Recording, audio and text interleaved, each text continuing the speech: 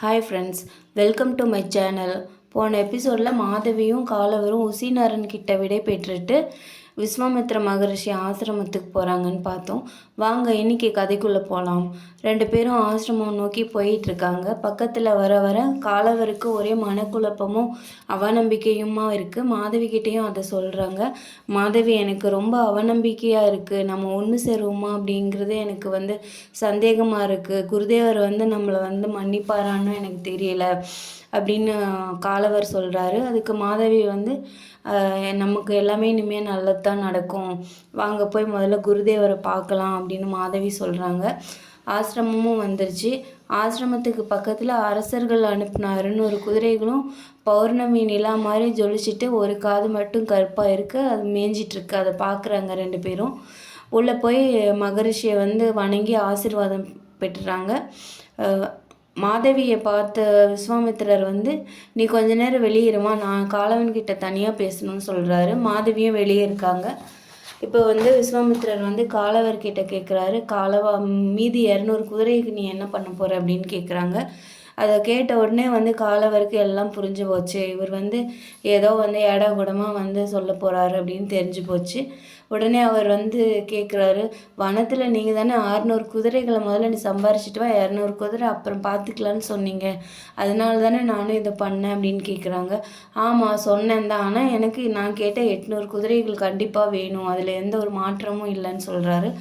அதுக்கு காலவர் சொல்கிறாரு, சரி அது எங்கே இருக்குன்னு தான் சொல்லுங்கள், 200 குதிரை திரும்பவும் நாங்கள் போய் அதை சம்பாதிச்சிட்டு வரோம் அப்படின்னு ரொம்ப விரக்தியோடையும் வெறுப்போடையும் சொல்கிறாரு.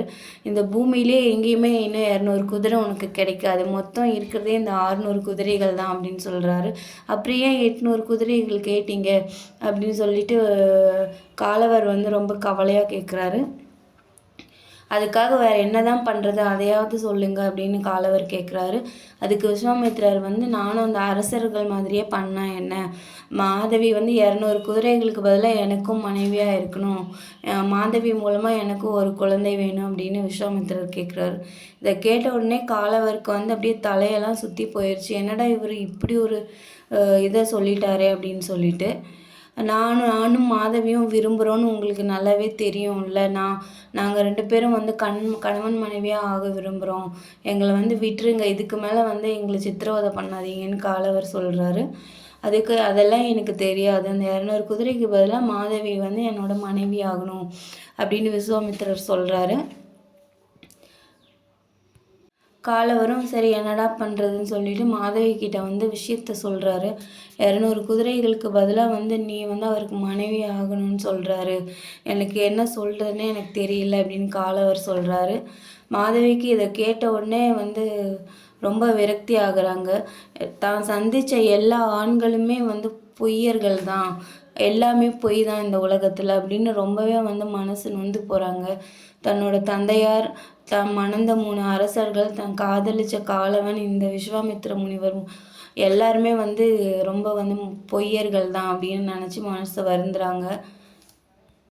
அப்புறம் விஸ்வாமித்திர முனிவர்கிட்ட மாதவி கேட்குறாங்க, ஏன் இப்படியெல்லாம் இப்படி ஒரு முடிவு பண்ணீங்க, தயவு செஞ்சு என்னை கொன்னுடுங்க, அணுவாக என்னை சித்திரவதை பண்ணாதீங்க, நீங்கள் ஒரேடியாக கொன்றுங்க, நான் போய் சேர்ந்துடுறேன் அப்படின்னு மாதவி சொல்கிறாங்க. நான் உங்கள் 2 பேரோட நன்மைக்காக தான் இதை சொல்கிறேன்னு விஸ்வாமித்திரர் கொஞ்சம் கூட மனசாட்சியே இல்லாமல் சொல்லிகிட்ருக்காரு.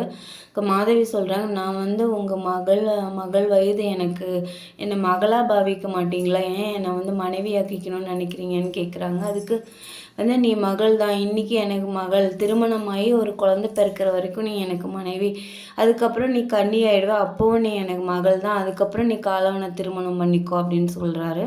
அவங்க சம்மதம் எல்லாமே கல்யாணமும் நடந்துருது. மாதவி குரு பத்னியாகவும் ஆயிடுறாங்க. அதுக்கப்புறம் குருதேவர் காலவ நீ தான் மாதவிக்கு துணையாக இருக்கணும்னு சொல்கிறார்.